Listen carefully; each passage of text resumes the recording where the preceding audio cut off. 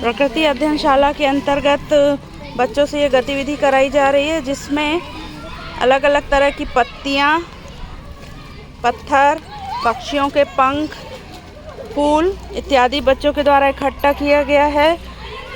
अभी तक के हमने नहीं सोचा था कि हमारी ही शाला में इतने तरह के हमें पत्तियाँ और फूल उपलब्ध होंगे, और इस तरह से बच्चों को गतिविधि कराने से बच्चे प्रकृति के प्रति आकर्षित होते हैं।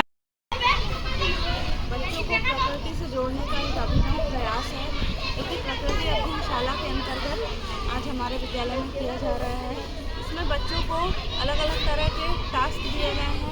कुछ बच्चों को पत्तियाँ इकट्ठा करने दिया गया था और कुछ बच्चों को पत्थर, साथ ही पेड़ों की छाल के हमने प्रिंट लिए हैं।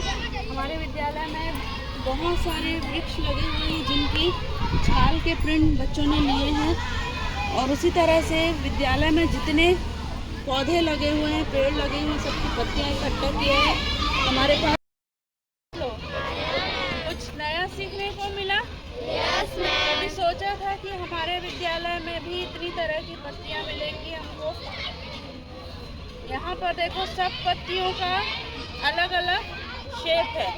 अभी आप लोगों को जब मैंने बोला कि पत्थर इकट्ठा करके लाओ तो बोले कि पत्थर नहीं है। अभी देखो कितने तरह के पत्थर मिल गए हैं हमको।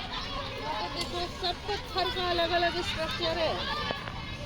कोई चिकना है, कोई खुरदुरा है, कोई देखो उसमें वाला पत्थर देखो, ये देखो छेद वाला पत्थर है ना।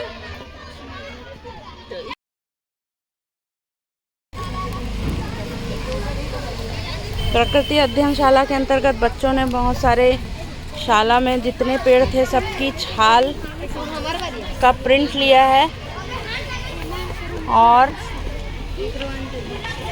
अलग अलग तरह के पत्थर, पत्तियां इकट्ठा किए हैं। इससे बच्चों को प्रकृति से जुड़ने का बहुत अच्छा अवसर प्राप्त हो रहा है। पढ़ाई को कक्षा के अंदर ही सीमित ना रखें, उसे हम जब प्रकृति के साथ जोड़ते हैं तो बच्चे बहुत ही अच्छी तरह से सीखते हैं। जिस तरह से प्रत्येक इंसान का फिंगरप्रिंट अलग होता है, उसी प्रकार से प्रत्येक वृक्ष का भी प्रिंट अलग अलग होता है। ये सभी आज बच्चों ने प्रयोग करके देखा।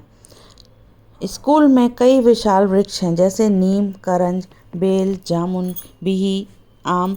इन सभी वृक्षों की छाल का प्रिंट बच्चों ने लिया और जाना कि प्रत्येक वृक्ष अनूठा है। बच्चों को इस गतिविधि में बहुत आनंद आया। विभिन्न पेड़ पौधों की पत्तियाँ, फूल, पत्थर और पक्षियों के पंख भी बच्चों ने इकट्ठा किए।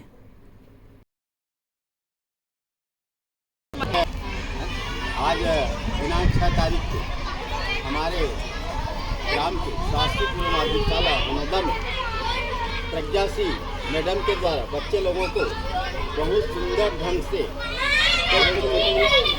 प्रकृति अध्ययनशाला का आज बच्चे लोगों को सिखाए हैं और जानकारी दी है। यह बहुत हमारे ग्राम मनोदा के बच्चे लोगों के लिए और स्कूल के लिए बहुत गौरव की बात है।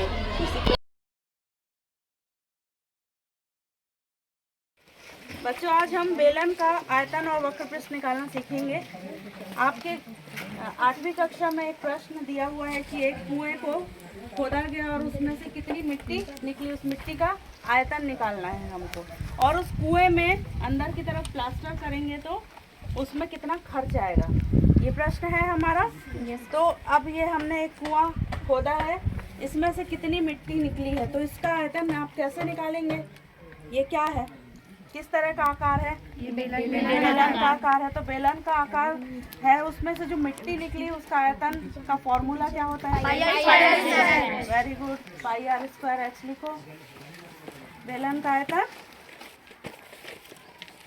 अब इसमें से कितने घन मीटर मिट्टी निकली है वो आपको बताना है।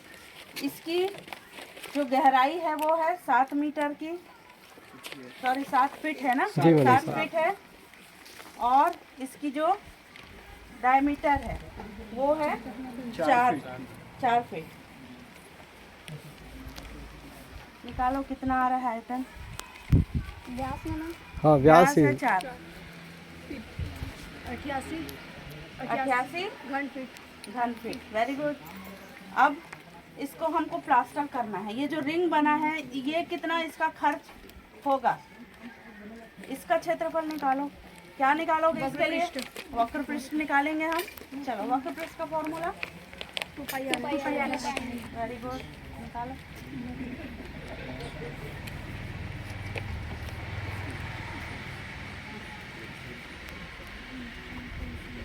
अब इसका खर्च है 5 रुपये प्रति वर्ग फीट। निकालो उसका खर्च कितना आएगा?